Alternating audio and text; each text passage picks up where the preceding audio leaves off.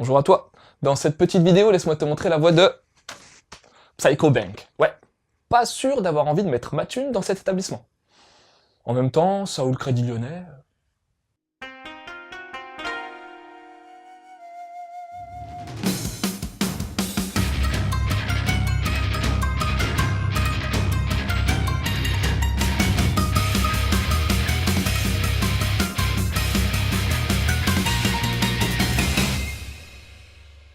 Tu sais ce que ça veut dire, Mirai, en japonais? Ça signifie futur. Mais c'est également un prénom. Le prénom de notre héros. Un lycéen très couillu dans le sens intellectuel du terme. En fait, il aime défier les autres avec son raisonnement, en les menant en bateau grâce à son sang-froid. T'as qu'à voir comment il arnaque les petites frappes au poker en leur faisant croire qu'il a un pouvoir. Mais en fait, il n'en a pas.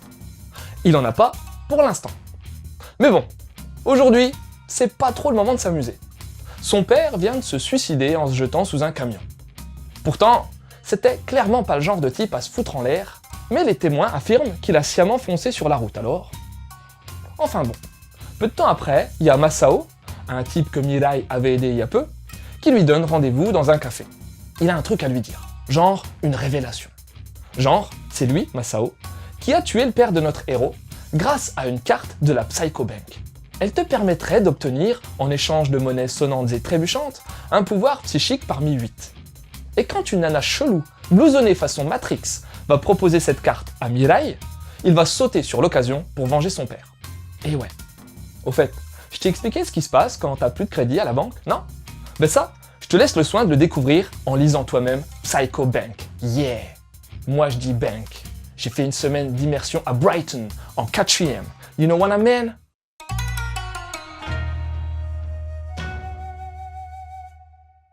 Eh ben écoute, figure-toi que je l'ai trouvé fort réussi graphiquement ce petit manga. T'as un gros souci du détail et ce, tout au long du volume. Ouais, le dessin utilise bien les ombrages pour donner du volume au visage.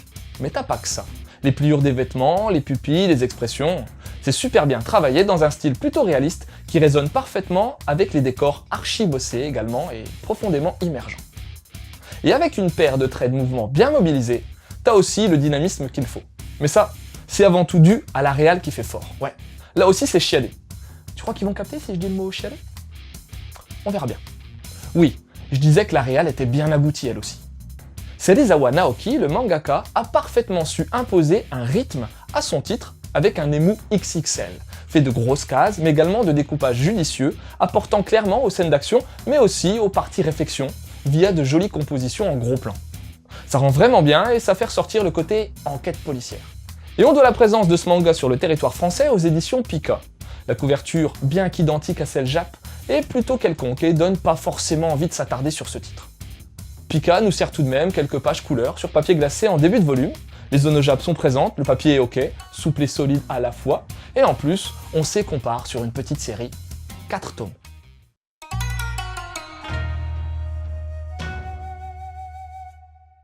Psycho Bank, c'est avant tout un manga de Serizawa Naoki. Et ça commence à faire un paquet de fois qu'il est édité en France. Shiro le détective catastrophe, Sarulok, La main droite de Lucifer, Billion Dogs. Ce bon monsieur est un auteur multigenre, mais a tout de même un petit faible pour les polars ou les récits dark comme le prouvent ses adaptations en manga de Resident Evil. Et Psycho Bank semble bien suivre cette tendance. En effet, on est face à une enquête vengeresse empreinte de sombritude, le tout relevé par une pointe de paranormalité. Ouais, en ce moment je bosse chez Larousse en tant que créationneur de nouveaux mots. Bon, c'est certainement pas le premier manga abordant ces thématiques, ni le dernier d'ailleurs, mais le rendu final sur ce premier volume d'une série en 4 tomes passe plutôt bien. Ouais, je dis plutôt car t'as quand même quelques détails chiffonnants. Déjà, le début de l'histoire. Bon, le truc qui est cool, c'est qu'on t'emmène directement sur une fausse piste, en te faisant croire que Mirai a des pouvoirs particuliers. Tout ça dans le but de te le présenter psychologiquement. C'est bien, mais pourquoi est-ce que sa tendance froide et calculatrice s'effrite aussi vite par la suite? Je sais, son père est mort, et il est paumé, et il lui arrive aussi plein de couilles, mais quand même. J'espère revoir cette facette de sa personnalité dans les volumes suivants. Bon, ensuite, t'as cette organisation, la Psycho Bank, qui t'offre des pouvoirs. Enfin, qui te les fait payer plutôt. Le procédé est un poil grossier, avec cette nana mystérieuse qui arrive avec sa valise, et te donne le choix entre les 8 pouvoirs. Et perso, j'ai parfois du mal à bien saisir les variantes entre certains pouvoirs, semblant assez proches. Et j'ai trouvé que notre héros se décidait bien vite, sans vraiment prendre le temps de la réflexion. Rythmiquement, tout ceci annonce un tempo relativement soutenu qui, à mon sens, est pas le plus adapté pour ce style de récit mêlant enquête et, j'ai l'impression, mind game. En plus, t'as l'impression que la construction est assez anticipable, comme le démontre la fin du volume, lorsque Mirai commence à rencontrer d'autres personnes, ayant eux aussi accès au pouvoir. Après, le fait d'avoir fait ces 10 pouvoirs payants rend leur utilisation parcimonieuse, et ça, c'est un bon point. J'ai aimé aussi le développement du passé du héros, ainsi que le rapport qu'il a face au mépris des autres quand, comme Onizuka, on le traite de déchet. Mépris auquel il sera d'ailleurs rapidement confronté avec l'introduction d'un mystérieux personnage lié à son père et fort possiblement à la mort de ce dernier. Avec Psycho Bank, on est face à une série courte mixant comme il se doit ambiance sombre, pouvoirs mentaux, enquête et vendetta.